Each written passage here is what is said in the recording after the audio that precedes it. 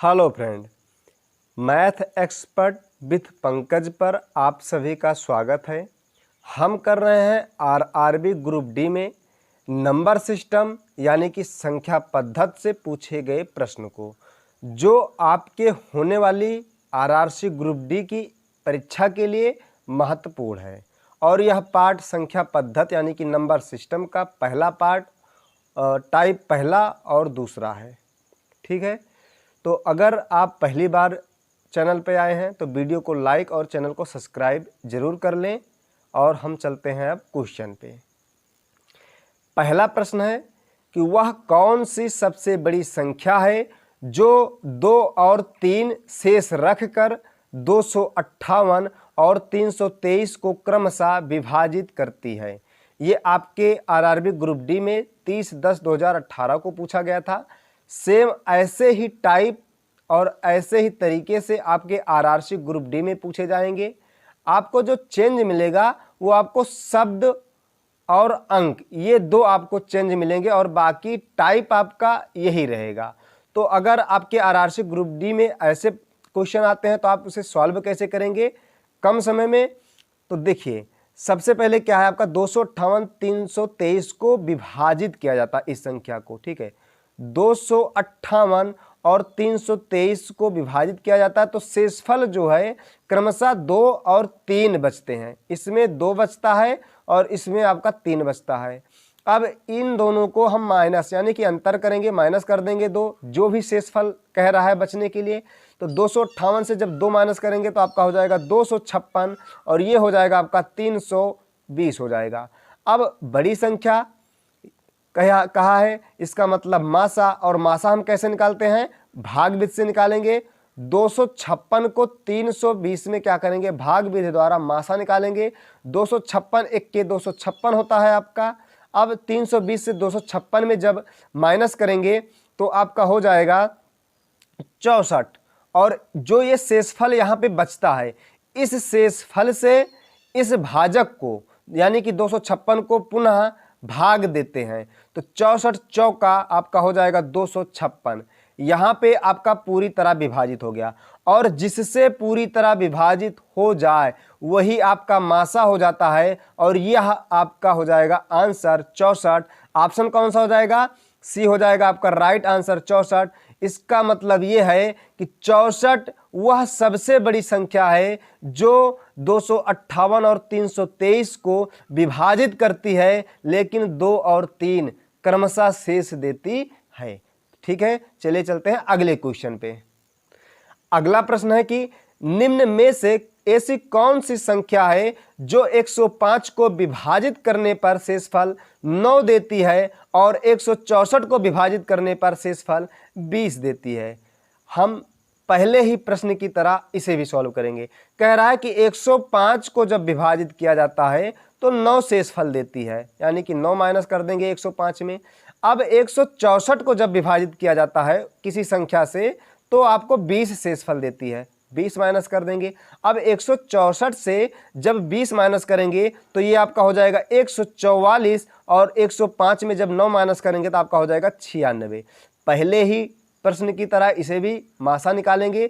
96 में जब 144 का मासा निकालेंगे, 96 और 144 का, तो 96 से 144 में जब भाग करेंगे भाग विधि द्वारा तो 96 1 के 96, और यहाँ से 144 में 96 जब माइनस करेंगे तो आपका हो जाएगा 48। और जो भी शेषफल बचता है उस शेषफल से पहले भाजक को हम क्या करते हैं?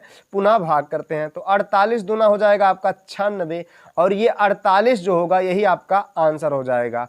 यानी कि वह संख्या 48 है जिससे 105 को और 20 और 164 को विभाजित किया जाता है तो शेषफल 9 और 20 आता है। ठीक है, आंसर आपका 48 हो जाएगा। कौन सा ऑप्शन हो जाएगा? ऑप्शन बी हो जाएगा आपका राइट आंसर हो जाएगा। ठीक है, चलिए चलते हैं अगले क्वेश्चन पे।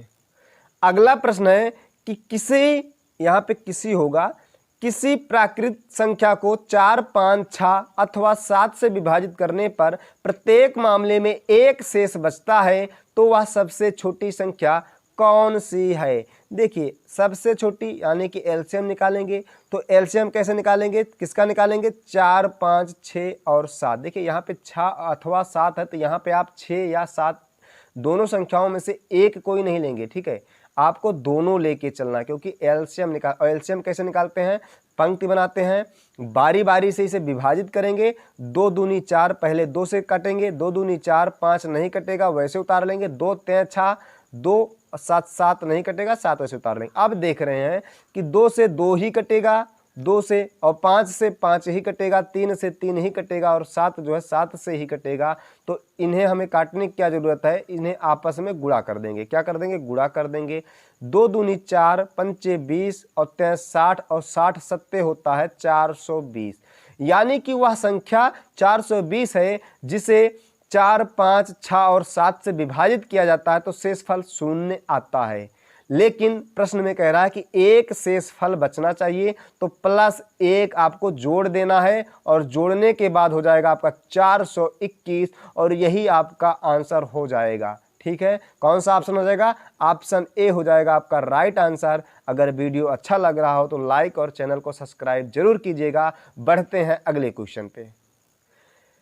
1739 में कम से कम क्या जोड़ा जाए कि यह 11 से पूर्णतः विभाजित हो जाए? 11 से पूर्णतः विभाजित मतलब 11 से भाग देने पर 0 शेषफल आना चाहिए। तो इसमें क्या जोड़ा जाए? देखिए आपको कुछ भी नहीं करना, आप सिर्फ 11 से 1739 में आप भाग कर दीजिए। ठीक है, 11 इक्के 11 होगा, और 17 में जब 11 आप माइनस करेंगे तो 6 होगा, यहाँ पे 3 आप उतार लेंगे, और 11 पच्चे 55, और यहाँ 63 से जब 55 में माइनस करेंगे तो आपका हो जाएगा 8। अब बचा यहाँ पे 9, 9 उतार लेंगे, 11 8 88। ठीक है, अब देखिए यहाँ पे शेषफल जो बचा आपका 1 बचा।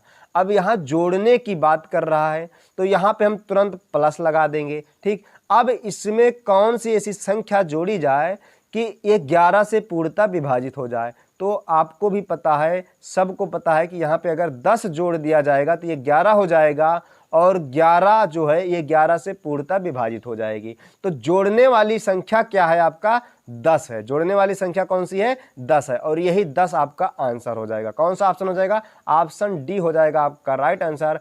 अगर आप एग्जाम में सॉल्व कर रहे हैं तो आपका 10 से 15 सेकंड में आप सॉल्व कर देंगे। यहाँ पे बताना है इसलिए टाइम ज़्यादा लग रहा है। ठीक है, चलिए बढ़ते हैं अगले क्वेश्चन पे। निम्नलिखित में से कौन सी संख्या 1184 में घटाई जानी? यहाँ पे घटाने की बात कर रहा है। ठीक है, ताकि प्राप्त संख्या 21 से पूरी तरह विभाजित हो सके। आपको कुछ भी नहीं करना है। ऐसे प्रश्नों को अगर एग्जाम में आपको मिल रहे हैं तो आप सिर्फ या 1184, ठीक है, 1184 में आप 21 से भाग करेंगे। आप पहले पंचे जाएगा तो आपका हो जाएगा ये 105। ठीक है, यहाँ से 118 में 105 जब माइनस करेंगे तो आपका हो जाएगा 13। 4 बचा, 4 उतार लेंगे। 21 छक्का होता है 126। 134 में आप 126 जब माइनस करेंगे तो आपका यहाँ पे आएगा 8। अब यहाँ पे घटाई जाने वाली संख्या की बात कर रही है, तो ये बताइए अगर यही 8 नहीं होता तो आपका 21 से पूरी तरह विभाजित हो जाता। यानी कि ये 8 संख्या आपको घटा देनी चाहिए, यानी कि यही 8 आपकी क्या हो जाएगी? आपका आंसर हो जाएगा। कौन सा ऑप्शन हो जाएगा? ऑप्शन हो जाएगा आपका सी हो जाएगा आपका राइट आंसर। मतलब ये 8 नहीं होना चाहिए था। यहाँ पे माइनस आप 8 भी करके यहाँ पे 0 ला सकते हैं, लेकिन आप यहीं पे जो कुछ भी शेषफल आए, घटाई जाने की अगर बात करें तो जो कुछ शेषफल आए वही आपका आंसर हो जाएगा। ठीक है, चलिए बढ़ते हैं अगले क्वेश्चन पे। अगला प्रश्न है कि निम्न में से कौन सी संख्या 9 द्वारा विभाज्य है? 9 द्वारा विभाज्य है। तो देखिए हम सबसे पहले जानेंगे 9 के विभाज्यता के नियम जानेंगे, और 9 के विभाज्यता के नियम जो हैं वो आपके हैं, यदि किसी संख्या के सभी अंकों का योग 9 से विभाज्य हो तो वह संख्या भी 9 से क्या होगी? पूरी तरह विभाज्य होगी। अब इससे आपको जोड़ना है इन सभी संख्याओं को। ठीक है, आपस में जोड़ेंगे तो ये अगर आप जोड़ रहे हैं तो आपका हो जाएगा 15, ये जोड़ेंगे आपका हो जाएगा 30, और ये आप जोड़ेंगे तो आपका हो जाएगा 27, और ये जोड़ेंगे तो आपका होगा 29। अब देखेंगे कि कौन सी इन चारों में संख्या जो 9 से विभाज्य है, इनका योग। तो ये 15 तो नहीं है, 20 30 भी नहीं है, 27 यही आपका जोड़ने पर योग जो 27 आया है 9 से विभाज्य है और यही आपका आंसर हो जाएगा। आंसर सी हो जाएगा आपका राइट आंसर, क्योंकि अगली संख्या आपकी जोड़ने पर 29 आई है जो कि 9 से विभाज्य नहीं है। तो आपका राइट आंसर सी हो जाएगा 49,653। चलिए चलते हैं अगले क्वेश्चन पे। निम्न में से कौन सी संख्या 6 से विभाज्य है? यहाँ पे आपका विभाज्य होगा, 6 से विभाज्य है। तो देखिए 6 से विभाज्य के हम नियम सबसे पहले जानेंगे, और नियम आपका क्या है कि यदि दी गई संख्या 2 और 3 से विभाजित हो तब वह संख्या 6 से आपकी क्या होगी? विभाजित होगी। अब देखिए 2 और 3 से, तो 2 का नियम है कि सम संख्या या फिर 0 हो, उसके अंतिम अंक यानी इकाई के अंक, तो वो आपके 2 से विभाज्य होगी, पूरी तरह कट जाएगी। और 3 का नियम है कि इन सभी संख्याओं का योग जो है वो 3 से कटना चाहिए। ठीक है, तो सबसे पहले हम योग देख लेते हैं। इनका योग आएगा 21 और इनका योग जो आएगा आपका 15 और इनका योग 13 और इनका योग आएगा 22। ठीक है, अब यहाँ से देखते हैं तो आपका 2 से जो है ये संख्या और ये आपकी कट रही है। ठीक है, लेकिन अब इनमें 3 से देखेंगे तो 3 से कटने वाली जो संख्या है वो आपका 21 है, ना कि 13 और ना ही 22। तो आपका आंसर कौन सा हो जाएगा? आंसर ए हो जाएगा, आपका राइट आंसर हो जाएगा। अब 3 से तो 15 कट रहा है लेकिन ये 2 से नहीं कट रहा है, इसका मतलब ये भी नहीं होगा। ठीक है, तो आपका राइट आंसर हो जाएगा ए, ऑप्शन ए हो जाएगा। ठीक है, चलिए चलते हैं अगले क्वेश्चन पे। यहाँ से देखिए आपका टाइप दूसरा शुरू हो रहा है। ठीक है, प्रश्न क्या है कि श्रृंखला 12, 19, 26, 33 में 10वीं संख्या आपकी क्या होगी? ठीक है, देखिए इसका एक फार्मूला होता है, ये श्रेणी है, समांतर श्रेणी में है। श्रेणी का nवां पद बराबर होता है tn बराबर होता है a प्लस n-1 और ब्रैकेट बंद और ब्रैकेट के बाद d होता है, जहां पर a जो है आपका ये प्रथम पद है। क्या है? प्रथम पद। और n क्या है? पदों की संख्या है। क्या है? पदों की संख्या। और ये आपका d जो है, d है आपका अंतर। ठीक है, अंतर, इनका अंतर, इनमें अंतर कितने का है? 7 का है। 12 7 19, 19 7 26 और 26 7 33 होता है, मतलब अंतर d आपको मिल गया 7। प्रथम पद क्या है? 12। n कितना है? 10वीं संख्या क्या होगी? n बराबर जो है 10। ठीक है, तो t 10 बराबर a का मान कितना है? a का मान दिया गया, प्रथम पद आपका 12 है, प्लस n कितना है? 10 है। ठीक, और यहाँ से -1 और गुणे d कितना है आपका? अंतर 7 है। अब यहाँ से 12 प्लस यहाँ से 10 में से 1 माइनस करेंगे तो आपका हो जाएगा 9 और गुणे यहाँ पे 7। अब 12 प्लस 9 सत्य 63 होता है, और 63 और 12 जब आप जोड़ेंगे तो आपका हो जाएगा 75। आपका यही हो जाएगा आंसर। आंसर कौन सा हो जाएगा आपका? ऑप्शन बी हो जाएगा राइट आंसर, 75। ठीक है, चलिए चलते हैं अगले क्वेश्चन पे। क्वेश्चन है कि 6 + 11 + 16 + 21 प्लस डॉट डॉट प्लस 71 का मान ज्ञात कीजिए। मतलब इन सबको जोड़ने पर क्या आएगा? अब वैसे जोड़ेंगे तो टाइम ज़्यादा लगेगा, इससे हम ट्रिक से या फार्मूले से सॉल्व करेंगे। ठीक है, ट्रिक से सॉल्व करेंगे या फार्मूले से। अब इसका फार्मूला जो होता है या ट्रिक जो कहें आपका होता है, n पदों का योग बराबर होता है प्रथम पद प्लस अंतिम पद बटे आपका 2 होता है। आप ऐसे भी सॉल्व कर सकते हैं, गुणे पदों की संख्या। ठीक, अब इसे आप ध्यान में रखेंगे। ठीक है, अब देखिए प्रथम पद क्या है आपका? 6 मिल गया, प्लस अंतिम पद क्या है आपका? 71 हो गया, और बटे 2 होता है, और गुणे पदों की संख्या। अब ये बताइए यहाँ से लेकर यहाँ तक आप पदों की संख्या कैसे गिनेंगे? अंतर तो जो है इनका 5-5 का अंतर है। ठीक, 5-5 का अंतर आ रहा है, लेकिन आप कहाँ तक करेंगे नहीं पता है, तो आप देखिए क्या करेंगे। आपका अंतिम पद 71 है और अंतर कितने का है? 5 का है। आप इसमें भाग कीजिए, 5 के 5, यहाँ पे 2 बचा, 1 5 चौके 20, यहाँ पे 1 बचा। अब भाग नहीं जाएगा तो पूर्ण रूप से जहाँ तक भाग जाता है जो भी यहाँ पे आता है वही आपका पदों की संख्या हो जाएगा। फिर कितना हो गया आपका? 14 हो गया। 14 पंचे 70 और ये अब आगे 71 में भाग तो जाएगा नहीं 14 से आगे, इसलिए ये 14 जो हुआ आपका यही आपका पदों का संख्या होगी, पदों की संख्या होगी। अब यहाँ से 2 सत्ते 14 और 71 में 6 जोड़ेंगे तो आपका हो जाएगा 77 और गुणे ये 7, 77 गुणे 7 करेंगे तो आपका हो जाएगा 539 हो जाएगा और यही हो जाएगा आपका आंसर।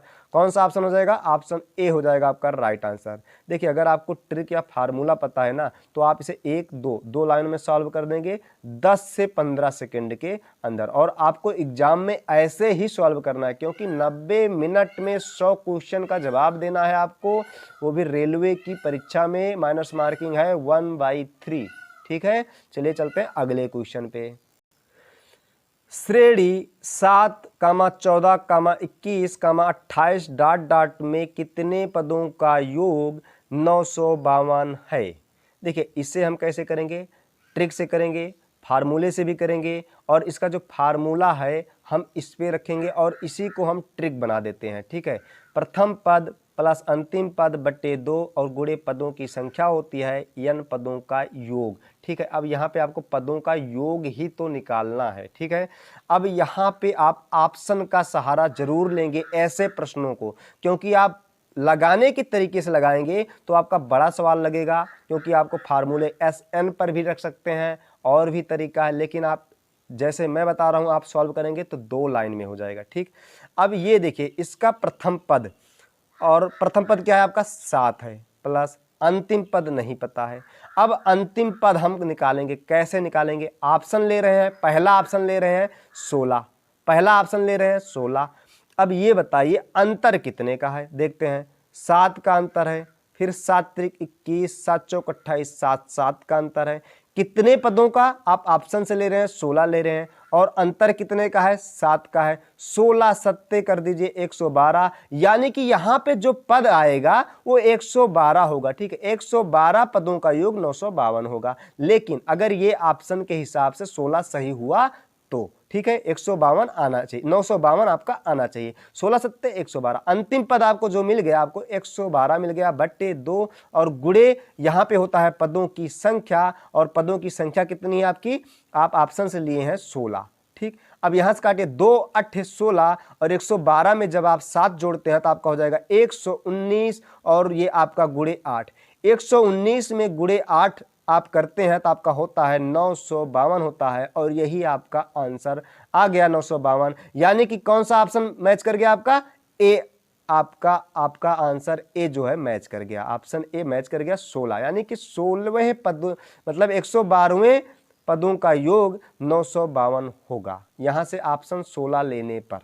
ठीक, क्योंकि यहाँ पे 7, 14, 21, 28 से यहाँ आपका आएगा 112 आएगा। ठीक है, 112 में 16वें पदों का योग 952 होगा। ठीक, चलिए चलते हैं अगले क्वेश्चन में। लेकिन अगर आप एग्जाम में आपको ऐसे क्वेश्चन मिल जाए तो आप इसी ट्रिक से हल करेंगे तो आपका 2 लाइन में मात्र सॉल्व होगा और 10 से 15 सेकंड के अंदर। ठीक है, बढ़ते हैं अगले क्वेश्चन पे।